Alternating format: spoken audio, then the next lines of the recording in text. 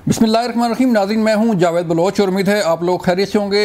हुकूमत और तहरीक इंसाफ के दरमियान मुज़ाकरात की बात चल रही है और कहा यह जा रहा है कि हुकूमत भी तैयार है मुज़ाकरात के लिए और तहरीक इंसाफ भी मुज़ाकरात के लिए तैयार हो गई है। लेकिन टर्म्स एंड कंडीशन क्या होंगी, SOP क्या होंगे और ये मुज़ाकरात कामयाब कैसे होंगे, ये बड़ा अहम सवाल है। क्योंकि तहरीक इंसाफ की जो डिमांड्स हैं उनके मतलब ये कहा जाता है कि ये पॉसिबल नहीं है कि तहरीक इंसाफ की डिमांड जो है वो सारी पूरी हो सके। लेकिन क्या तहरीक इंसाफ अपनी डिमांड से पीछे हट पाएगी?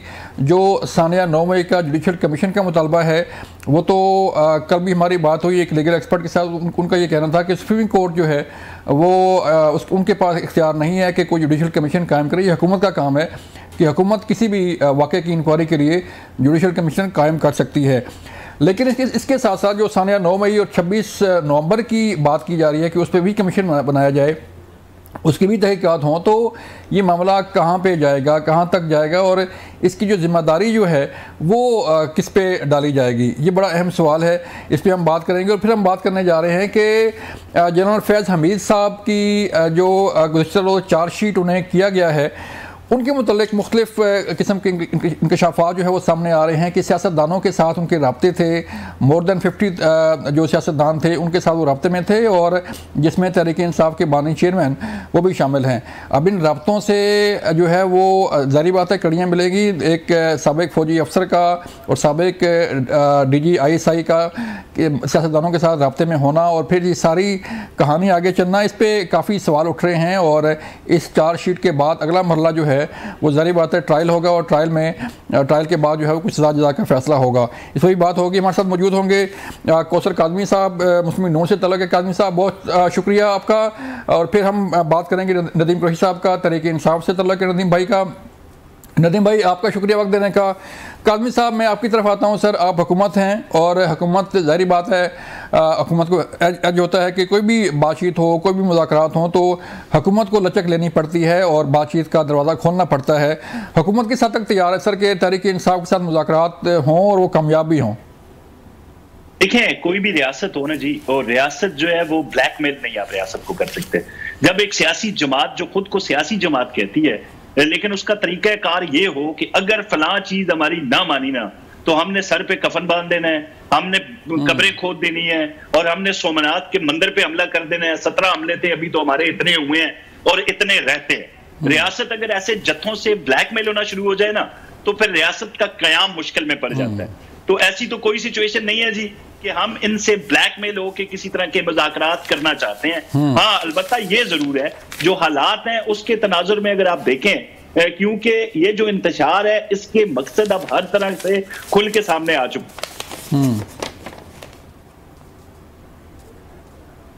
हैं जी। तैनाती थी उससे लेके अब जब इन पे फर्द जुर्म जितने भी केसेस हैं वो आयद होने की तारीखें करीब आती हैं तो इनमें मुज़ाकरात के जो अंसर है वो बढ़ना शुरू हो जाता है कि भाई हम बातचीत के लिए तैयार हैं। अब इनको साफ नजर आ रहा है, खासकर इनका जो सबसे बड़ा मौक्कल था ना, जब से उसने ये चार्जशीट आई है और इतराफ जुर्म उसने कई किए हैं और कई पर्दा नशीनों के नाम लिए हैं उसने, तब से ये इनके मामलात खराब होना शुरू हो गए हैं। अब ये बातचीत की तरफ आना चाह रहे हैं लेकिन साथ रियासत को धमकियां भी दे रहे हैं। तो जब आप धमकाएंगे और ब्लैकमेल करेंगे, ऐसे तो कोई मुज़ाकरात नहीं करेगा आपसे। पहले अपने रवैयों में तब्दीली तो लेके आए ना, रवैयों में आप तब्दीली ला नहीं रहे। रियासत के खिलाफ आप एक पाकिस्तान के खिलाफ सिविल नाफरमानी की तहरीक लेके आ रहे हैं, लोगों की हौसला अफजाई कर रहे हैं। जो इनके भगौरे बाहर बैठे हुए हैं वो आप ट्विटर पे देखें, उन्होंने पूरी PTI को यरगमाल बनाया हुआ है। ये जो मेरे भाई नदीम जैसे लोग हैं जो सुलझा हुआ तबका है PTI का, ये तो उनके हाथों यरगमाल है भाई। सारे ऑर्डर वो दे रहे हैं, सारी सोशल मीडिया उनके कंट्रोल में है। ये किसी से हाथ मिला ले ना, ये अगर किसी अपने सियासी हरीफ से हाथ मिलाए तो इनके खिलाफ डंडा सोटी शुरू हो जाती है। ये किसी से हाथ मिलाने जोगे नहीं है। वो इस तरह का एक कल्ट जन्म दे दिया इमरान खान साहब ने, जो किसी के साथ किसी बात पे मुज़ाकरात तो चाहता ही नहीं है। वो ये चाहता है कि या हम है, अगर हम नहीं है तो फिर खुदा ना खास्ता पाकिस्तान भी नहीं है। ऐसा ही है, अल्लाह ना करे। चलें पूछते हैं सर, काज़मी साहब तहरीक इंसाफ से पूछते हैं। नदीम भाई, आप बताइएगा, ये जो बात हो रही है कि मुज़ाकरात, ज़ाहिर बात है आप लोग भी तैयार हैं, मुज़ाकरात करना चाहते हैं, हुकूमत भी चाहती है कि मुज़ाकरात हों, लेकिन और फिर जो डिमांड्स हैं नदीम भाई, लचक का मुजाहरा करना पड़ेगा, जाएगा, तहरीक इंसाफ को भी, हुकूमत को भी। तो किस हद तक तैयार है तहरीक इंसाफ, जो कमेटी बनी हुई है वो किस हद तक तैयार है, मैंडेट किस हद तक है इस कमेटी के पास? बहुत शुक्रिया जावेद भाई, आपका भी और कालवी साहब को, सब देखने वालों का अस्सलाम वालेकुम। वालेकुम अस्सलाम। मैं इसका इजहार कर दूं आप समेत तमाम पाकिस्तान के वो जर्नलिस्ट जो अपनी अपनी एक राय रखते थे, वो इस बात पर हम पर तनकीद भी करते थे और हमसे इस्तफसार भी करते थे कि क्या वजह है कि जी तहरीक इंसाफ जो है वो नेगोशिएशन की बजाय, टॉक की बजाय, गुफ्तगू की बजाय एजुकेशन को प्रायोरिटी देती है। तो मैं एक तो अब वादे करता हूं, जिस रोज से तहरीक इंसाफ की तरफ से अनाउंसमेंट हुई है हम मुज़ाकरात करना चाहते हैं, आप लोगों ने 180 डिग्री से अपना एंगल चेंज कर लिया। अब आपको इस बात पर गुस्सा आ रहा है कि आपको तो चाहिए था कि आप इसको एप्रिसिएशन कैप करते हैं। तो ये आप मैं कोई 8-9 माह से आप और दूसरे कई दोस्तों की जो बड़े मोहतरम दोस्त है, आप बड़े मोहतरम है, आप लोगों की राय यही थी कि पाकिस्तान में जो मुआशी अदम इस्तेहकाम है, आम निज़ाम पर से एतबार उठता जा रहा है, उसका वाहिद हल है कि सियासी लोग बैठे गुफ्तगू करें और मसाइल का हल गुफ्तगू से करें। जहां तक आपने कहा कि जी उस पे कितनी फ्लेक्सिबिलिटी होगी और डिमांड्स में किस हद तक देखा जाएगा, वो बैठते हैं ना, फिर कुछ लो और कुछ दो पर बात हो जाती है। हमने बिल्ली जो है पहले से बाहर आ गई कि आज जब आप मुज़ाकरात की बात करते हैं तो हुकूमती तर्जुमान कालवी शाह साहब अच्छे इंसान है, सैयद है माशाल्लाह, लेकिन मैं समझता था ये तो इसमें तो 27 कलमात कहेंगे, तो एक आध अच्छा सा पूरा सा फहमत का शेर सुनाएंगे। अभी पता चल गया कि हम चलें, आप सुना दें सर, आप पहल कर दें, आप पहल कर दें नदीम भाई जी। मैंने कहा आप पहल कर दें सर, कोई शेर सुना दें, कोई मुफाहमत का हो जाए, कोई लचक का मुजाहरा हो जाए। देखिए मैं तो ये समझता हूँ कि पाकिस्तान हम सबका मुल्क है जी, और सबको पाकिस्तान के इस्तेहकाम को दिल से तस्लीम करना चाहिए, लफ्जों से नहीं। यहाँ तो मेरे लफ्ज कुछ और है, मैं मिसाल दे रहा हूँ, और मेरे दिल में कुछ और है पाकिस्तान के हवाले से। तो वो जो लोग आज हुक्मरान है, हुक्मरानों का दिल हमेशा बड़ा होता है, हुक्मरानों के पास सारी सरकारी मशीनरी होती है और लोगों को जबर से, डंडे से, FIR से, जेल से, गोली से कभी भी फतेह नहीं किया जा सकता। जिस्म फतह हो जाते हैं, जिस्मों को शिकस्त नहीं जा सकती है, सोच को, फिक्र को, नजरिए को कभी शिकस्त नहीं होती जबर से। नजरिया हमेशा डिबेट से, डायलॉग से, गुफ्तो शदीद से और आपस में मशावरत से होगा। ठीक है, मैं समझता हूँ कि अगर तहरीक इंसाफ ने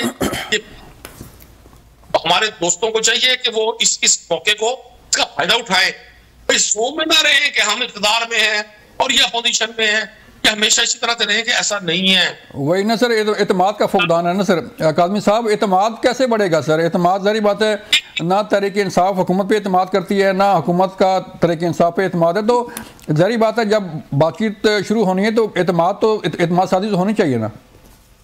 देखें, नदीम साहब ने बड़ी अच्छी बातें की हैं जी, बिल्कुल इस तरह होना चाहिए, लेकिन उससे पहले आप फिर लाताल्लुकी का इजहार कर लें। वो लोग जो पाकिस्तान मुखालिफ सरगर्मियों पे PTI का झंडा लेके बाहर बैठ के पाक फौज के खिलाफ एक मुनज्जम किस्म की साजिश में शरीक हैं, आप कहें जी हमारा उनसे कोई ताल्लुक नहीं है।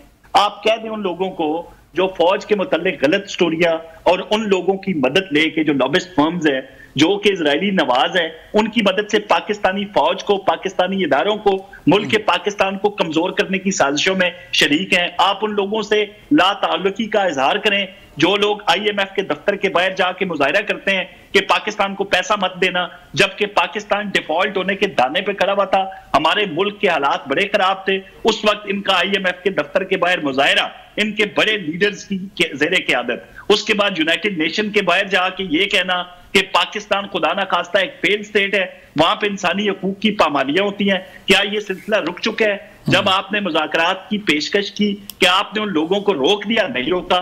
वो तो अभी भी इसी अमल पे हैं कि खबरदार पाकिस्तान में पैसे नहीं भेजना, फौजी जो मसनूआत है उनका बाइकआउट करना है। वो तो ये फिर हम कहेंगे और खुल के इजहार करेंगे। इसका मतलब है कि PTI पाकिस्तान और है, और पीटीआई जो फॉरेन विंग है इनका वो कुछ और है। तो एजेंडा तो पहले एक उसको लेके आए ना कि हम एक ही तहरीक इंसाफ हैं, हमारा लीडर फलां है और हमने इस पाकिस्तान की खातिर ये करना है। आप एक तरफ आपकी जमात के झंडे तले पाकिस्तान मुखालिफ सरगर्मियां उरूज में हैं और यहाँ पे आप हुब्बुल वतनी का और मोहब्बे वतन होने का सबूत दे रहे हैं, तो ऐसे तो नहीं चल सकता ना।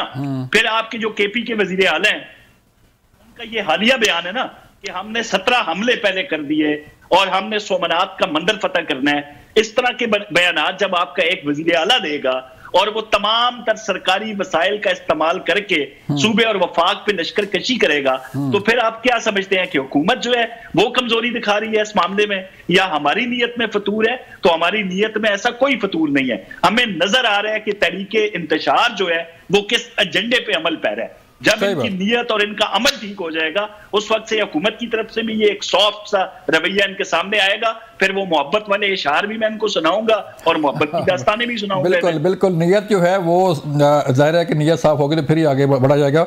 यहाँ पे लेनी है एक ब्रेक के बाद मिलते हैं तो फिर बात करेंगे कि मुज़ाकरात के लिए किन शराइत पे जो है वो आगे बढ़ा जा सकता है। ब्रेक के बाद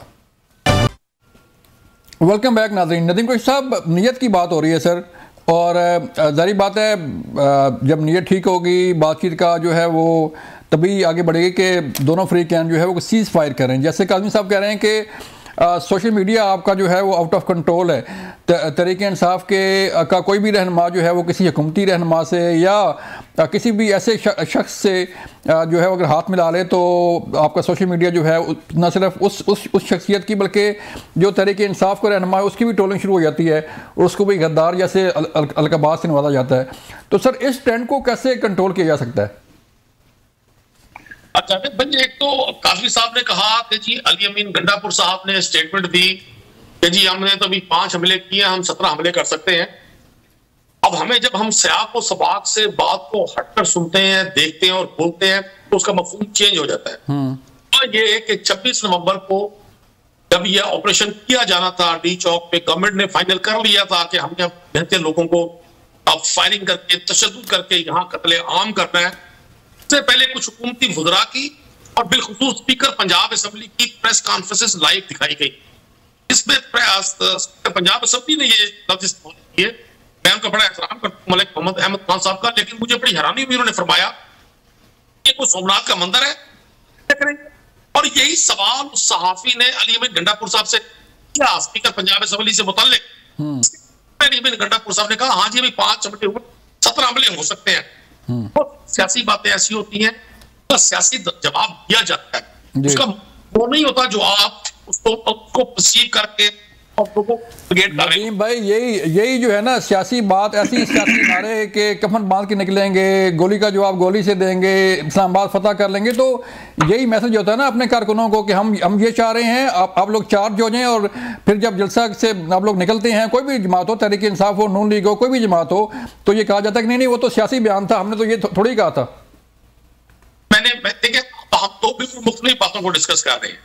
मैंने आपको अली अमीन गंडापुर साहब को सवाल के जवाब देने की वजह बताई, जो जर्नलिस्ट ने उनसे सवाल किया जी।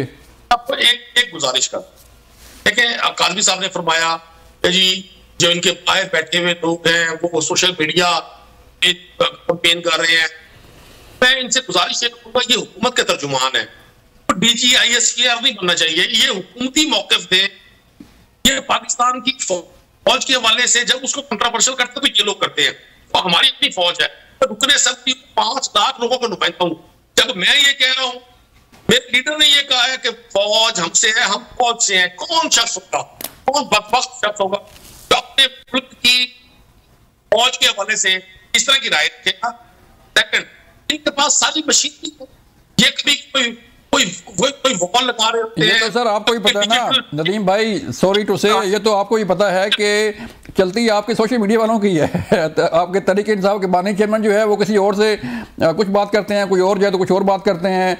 और जहाँ तक बात रही DGISPR की, तो गोली कहाँ चली, कैसे चली, कितने लोग आपके शहीद हुए, वो भी एक सवाल है कि वो आप लोगों ने FIR दर्ज करवाई नहीं करवाई।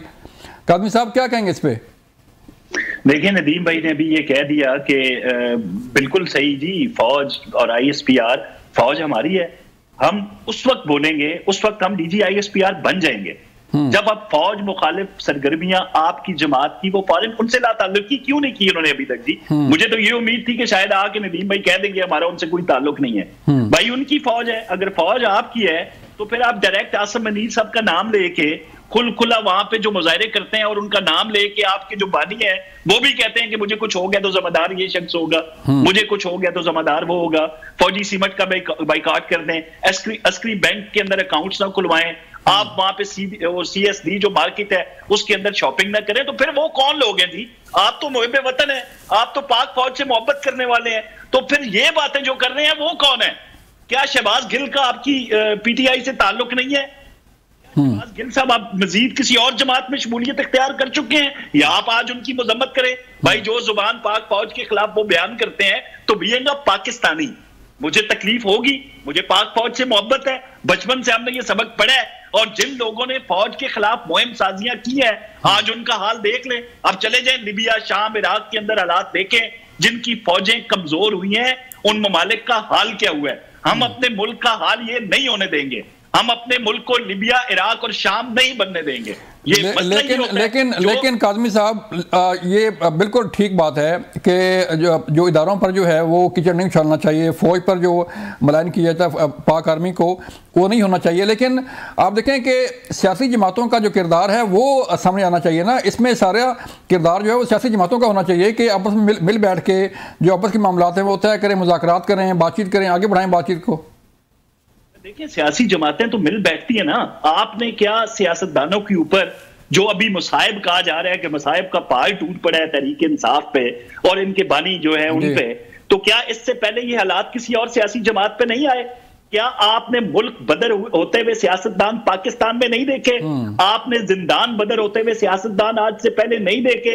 क्या आपने तख्ता दार पर लटकते हुए सियासतदान पहले नहीं देखे? और उनकी जमातों का क्या मामला था? पीपल्स पार्टी की मिसाल लेना, पीपल्स पार्टी के जब बानी जो शहीद जुल्फकार अली भुट्टो थे, जब उनको फांसी दी गई तो लोगों ने खुद सोजियां नहीं की, लोगों ने खुद को आग लगा ली, लेकिन सरकारी इमलाक की तरफ नहीं बढ़े। ना उनके किसी लीडर ने कहा कि भाई हमला कर दो GHQ पे, कोर कमांडर हाउस में घुस जाओ और शहीदों की जो निशानियां हैं उनको मिटाना शुरू कर दो, उनकी तौहीन कर दो। जब मियां नवाज शरीफ को निकाला गया और जब वो 2018 में वापस आए तो मियां शहबाज शरीफ लाखों के मजमे के साथ, लाखों के हुजूम में एयरपोर्ट की तरफ चढ़ाई नहीं की उन्होंने, किसी इमलाक की तरफ चढ़ाई नहीं की उन्होंने। उनकी रेड लाइन पाकिस्तान थी और तमाम सियासी जमातों की रेड लाइन हमेशा से पाकिस्तान रही है। अब ये कल्ट पता नहीं कैसा आ गया कि जिसकी रेड लाइन इमरान खान हो गई है और इनके फॉलोअर्स खुद खुल के ये कहते हैं भाई अगर इमरान खान नहीं तो खुदा ना खास्ता पाकिस्तान नहीं। आज से पहले किसी सियासी जमात का ये मामला नहीं था, आपने खुद अपनी आंखों से देखा। भाई वो खुद ये कहते हैं कि भाई अगर इमरान खान को निकाला तो एटम बम मार दो, खान साहब ने कहा, खान साहब ने नहीं कहा। फिर हम ये देखते हैं कि जिन चीजों के लिए हमारी कौम ने घास खाने का अहद कर लिया था कि घास खाएंगे, लेकिन अपना दिफा जो है वो नाकाबिले तस्खीर बनाए थे, उसके हवाले से खान साहब के क्या बयानात थे कि अगर इंडिया से हमारे ताल्लुकात ठीक हो जाते हैं तो हमें एटमी सासों की जरूरत नहीं है। उन्हीं के दौर में फिर हमने देखा कि इजरायली जहाज उतरते हैं आके 30 सेकंड देना। फिर अभी हम देख रहे हैं कि जो लोग इनके हक में पूरी दुनिया में करारदादें पेश कर रहे हैं, चाहे वो ऑस्ट्रेलिया हो, कनाडा हो, इंग्लैंड हो, अमेरिका हो, वो सारे इजरायली नवाज हैं। उन सब में से कोई एक फर्द ऐसा नहीं है जिसने कभी इजरायली मुजालिम की फलस्तीन पे मजम्मत की हो।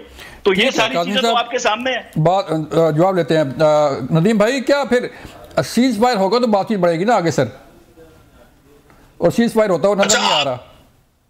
जितनी आप तवज्जो से और इन्हमाक से आप काज़मी साहब को सुनते हैं, मेरी बारी में आप 10-20 सेकंड में बोलना शुरू कर देते हैं। बस ठीक है, मैं नहीं बोलता, आप बोलें सर। आप बोले सर। अब हम तो हर जबर सहने के लिए तैयार हैं हुजूर, हम तो हुकूमती जबर भी सहने के लिए तैयार है। महकूम लोग हैं ना, कमजोर लोग हैं। नदीम भाई आगे कहे हैं सनम तेरे लिए। मैं आपको एक तो गुजारिश ये कर दूंगा आपको कि जो चीज पाकिस्तान तहरीक इंसाफ के ऑफिशियल स्पोक्समैन कहते हैं, जो चीज पाकिस्तान तहरीक इंसाफ की ऑफिशियली अनाउंस होती है, मैं उसका जिम्मेदार हूं। पाकिस्तान 25 करोड़ लोगों का मुल्क है। आज डिजिटल दौर है, हर शख्स के हाथ में मोबाइल है। आप हर उस प्रोपेगेंडे को, हर उस बात को जो कोई भी शख्स या किसी ये काज़मी साहब अभी चाहे तहरीक इंसाफ का झंडा लगाकर और अपना ये अपनी बना ले अपनी आईडी, और उसके से जो मर्जी पोस्ट करते रहे। तो कहां गई वो हुकूमती मशीनरी जी? ये कहां गया वो इनका वो डिजिटल टेररिज्म रोकने का सेटअप? जो लोग बैरून मुल्क बैठे हुए हैं और वो मैं इसलिए इस टॉपिक पे ज्यादा नहीं जाना चाहता। मैं गुजारिश ये करूंगा कि हमारे जो ये हुक्मरान है मौजूदा, जिनकी तर्जुमानी मेरे भाई फरमा रहे हैं, इनको चाहिए ये गुड गवर्नेंस से लोगों के दिल जीते, ये लोगों की खिदमत करके लोगों को दिल, ये जो वादे करके आए थे उसके जरिए लोगों के दिल जीते। ये सिर्फ 24 घंटे इंसाफ तरीके इंसाफ आपने अभी इन्होंने फरमाया कि जी इमरान खान साहब ने आज पाकिस्तान में खुदा न खासा एटम बम मारते। अब ये फेक न्यूज पे लोगों को तो FIR देते हैं। मैं तो इस पोजीशन में नहीं हूं इस पे FIR दे सकूं, इनसे इंतजार करता हूं। चले ये अगले प्रोग्राम में मुझे इमरान खान साहब का ये क्लिप सुना और किसी शख्स का ये क्लिप सुना दे। इमरान खान नहीं, पाकिस्तान नहीं है, इमरान खान की बहुत बड़ी हैसियत है, बड़ी अहमियत है, वो करोड़ों लोगों के दिलों की धड़कन है, इस पे कोई शक नहीं है। एक शख्स को आपने कैद में रखा हुआ है और आपके खौफ का आलम यह है कि आपकी नेशनल असेंबली, आपकी सेनेट, आपकी फेडरल कैबिनेट, आपकी प्रोविंशियल कैबिनेट, आपके तर्जुमान सारा दिन इमरान खान का नाम करतानते हैं। इतनी बार तो आप औज़ बिल्लाह मिनश शैतानिर रजीम पढ़े ना, और नाउज़ बिल्लाह पढ़े तो आपके जो 40 साल के गुनाह आपने इस कौम को लूट पाट करके किए हुए, अल्लाह शैतान की माफी दे दे आपको। सर लेकिन नदीम भाई, जो सोशल मीडिया पे जो चीज़ें चलती हैं उसका जिम्मेदार कौन होगा? आप तो कहते हैं कि आप तो ये कह के जो है वो जान छुड़ाते हैं कि जी हम जिम्मेदार नहीं है, लेकिन सोशल मीडिया जो प्रोपेगेंडा कर रहा है, जो फेक न्यूज़ फैलाई जा रही है, उसका जिम्मेदार कौन होगा? लेते हैं ब्रेक, फिर बात करते हैं ब्रेक के बाद। वेलकम बैक नाज़रीन। काज़मी साहब, सोशल मीडिया की बात हो रही है, डिजिटल टेररिज्म की बात हो रही है, और नदीम कुरैशी साहब जो है वो तस्लीम कर रहे हैं कि हमारा जो सोशल मीडिया है वो आउट ऑफ कंट्रोल है, सिर्फ उसी की जिम्मेदारी है जो PTI का ऑफिशियल मीडिया है। 25 करोड़ आवाम का मुल्क है, कोई भी जो है वो झंडा लगा के फेक ID बना के जो है वो कुछ भी कर सकता है। तो हुकूमत क्या कर रही है इससे, डिजिटल टेररिज्म से निपटने के लिए? सर न्यूज के हवाले से नदीम भाई ने बात की और साथ इन्होंने ये भी कहा कि आप जो है वो तवज्जो दें गुड गवर्नेंस पे। आ जाए जी, आप ठीक है, अगर कारकर्दगी का अगर मयार देखना चाह रहे हैं ये, तो कंपैरिजन कर लेते हैं जहां पे इनकी 11 साल की हुकूमत है और जहां पे हमारी चंद साल की अभी जो वज़ीर आला पंजाब मरियम नवाज कर रही हैं। आप वो मंसूबे चले जो अभी ऐलान हुए उनकी तरफ ना जाएं, जो अमली तौर पर लागू हो चुके हैं, चाहे वो तुलबा का स्कॉलरशिप है, E-बाइक्स है, या जो अद्वियात लोगों के घर पहुंच रही हैं, उसके बाद जो अपनी घर अपना छत है, उसके बाद किसान कार्ड है, ये सारी चीजें, यानी अरबों का पैकेज, किसान पैकेज हम दे रहे हैं। मसला पता है पाकिस्तान के इन्होंने क्या कर दिया है कि अब आप अपनी कारकर्दगी को सामने रख के अवाम में मकबूल नहीं हो सकते। आपका एक स्ट्रॉन्ग सा सोशल मीडिया होना चाहिए जो झूठ बोले, जो बिलियन ट्रीज की बात करे, जो 50 लाख घरों की बात करे, जो 1 करोड़ नौकरियों की बात करे, लेकिन दे कुछ ना कि हम करप्शन खत्म करने आए हैं, ये नारा लगाए, और पता चले कि जो लोग करप्शन का पैसा लेने अमेरिका और स्विट्जरलैंड गए थे उनके अब असासे बन चुके हैं तहरीक इंसाफ के जो लोग बैठे हैं। ये मैं फेक न्यूज नहीं दे रहा आपको, मैंने जितनी भी बातें की हैं नदीम साहब के सामने और उन्होंने कहा जी फेक न्यूज, वो मैं आपके सामने साबित करूंगा, चाहे वो बानी तहरीक इंसाफ के बयानात हैं या जो मैं अब बात कर रहा हूं। क्या इन्होंने वहां पर 65 मिलियन पाउंड बरतानिया के अंदर खर्च नहीं किए?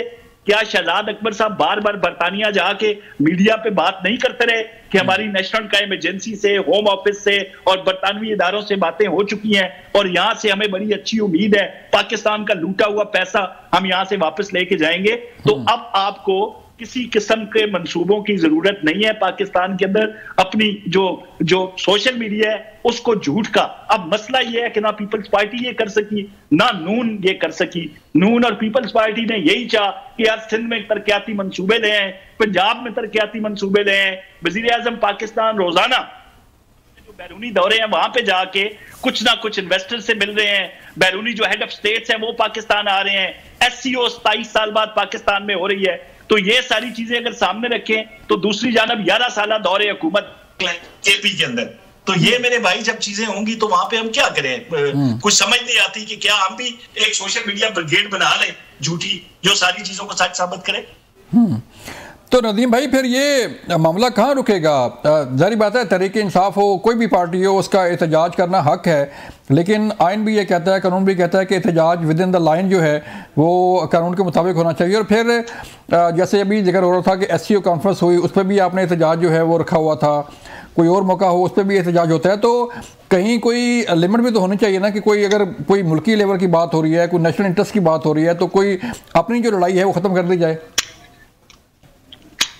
देखिए सर, एक तो ये फैसला किसने करना है कि एहतजाज किन लाइंस पर हो रहा है। आपका जहां ऑफिस है वहीं पर एहतजाज था जी। आपके ऑफिस से जो शायद दस्तूर वाला जो मेन रोड है कलसूम हॉस्पिटल के साथ, आपको अंदाजा है, आप जानते हैं वहां पर मेट्रो का स्टेशन है जी। आपके सारा पाकिस्तान का पॉश तरीन इलाका है, कीमती तरीन कमर्शियल एरिया है जी जी। आप मुझे बताएं, जहाज में कोई एक एटीएम मशीन को नुकसान पहुंचाओ, मेट्रो स्टेशन को नुकसान पहुंचाओ, किसी की पब्लिक प्रॉपर्टी को नुकसान पहुंचाओ, किसी सरकारी प्रॉपर्टी को नुकसान पहुंचाओ, ये बुनियादी तौर पर मैंने जो पहले इससे की थी, सिर्फ पुलिस एहलकारों को जो है मार पड़ी है, आप ये कह रहे हैं? बात जरा मुकम्मल हो जाए ना सर। जो बाकी इनके जो दोस्त हैं और इनके जो बड़ी ख्वाह हैं आपकी तरह के, वो एक बयानिए के जरिए अपने टारगेट अचीव करना चाहते हैं। मैं आम आदमी में रहता हूँ, मैं हुकूमत में नहीं हूं, मैं तो कॉमन मैन में रहता हूँ, लोगों से मिलता जुलता हूँ। मैं समझता हूँ ये जितनी गुफ्तगू फरमा रहे हैं इससे लोगों में और तशवीश बढ़ रही है, लोगों में और हुकूमत के हवाले से, निजाम के हवाले से खौफ बढ़ रहा है। होना ये चाहिए था, ये इतनी तवज्जो, अब आप इनको 3 साल हो गए हैं, 16 माह ये केयरटेकर उस पर रहे अपना पीडीएम की सूरत में, और आज पीडीएम के प्रेसिडेंट, तो पीडीएम के सरकार के प्रेसिडेंट मौलाना फजलुर रहमान इनकी हुकूमत के खिलाफ एहतजाज कर रहे हैं और मार्च का ऐलान कर रहे हैं। जमात इस्लामी मार्च का ऐलान कर रही है, कभी वहां उपला आ जाते हैं, कभी वहां किसान आ जाते हैं एहतजाज के लिए, कभी ताजिर आ जाते हैं, कभी टीचर्स आ जाते हैं।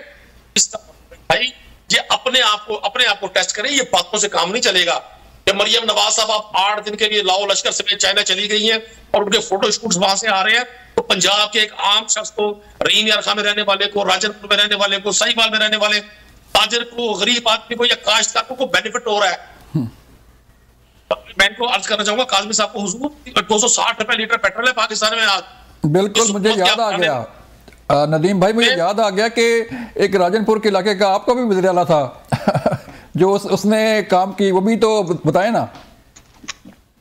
1 करोड़ गुना बेहतर था वो शख्स से, वो कम से कम मुनाफिक नहीं था, वो सादा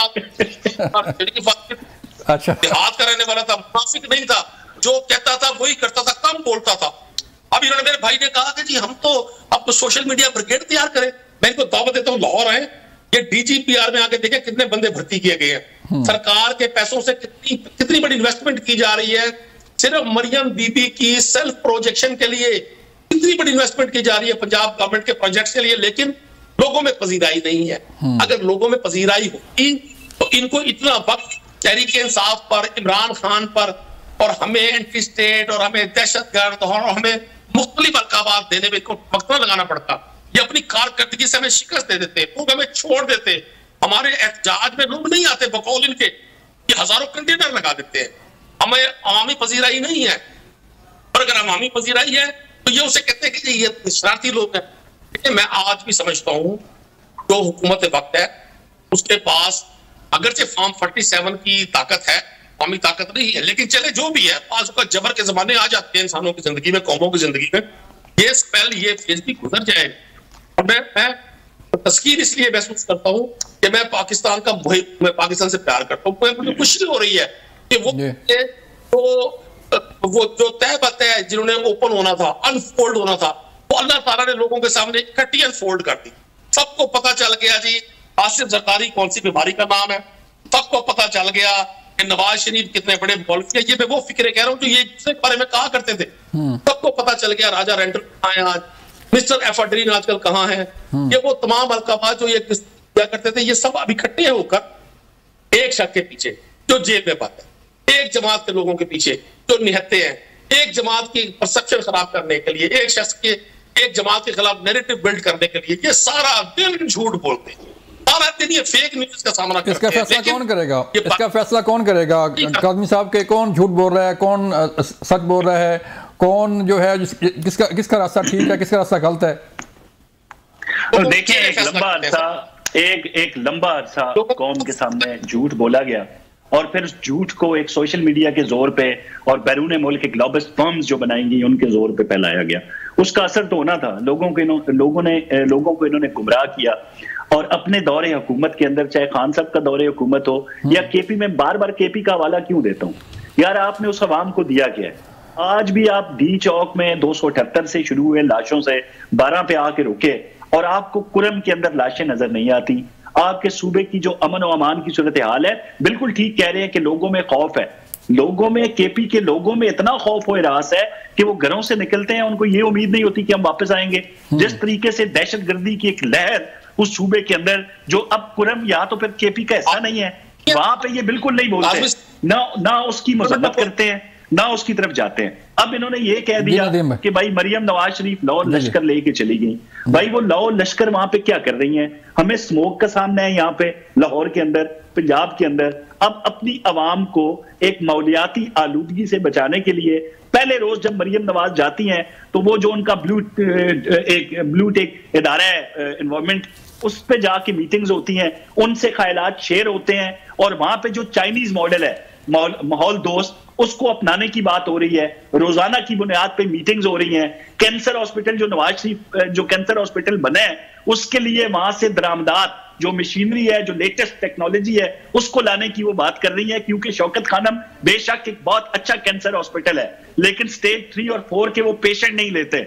ऐसी सूरत हाल के अंदर नवाज शरीफ कैंसर हॉस्पिटल के अंदर वो मरीज जो दर्द में मुब्तला होते हैं, उनकी काउंसलिंग के लिए उनको भी लिया जाएगा।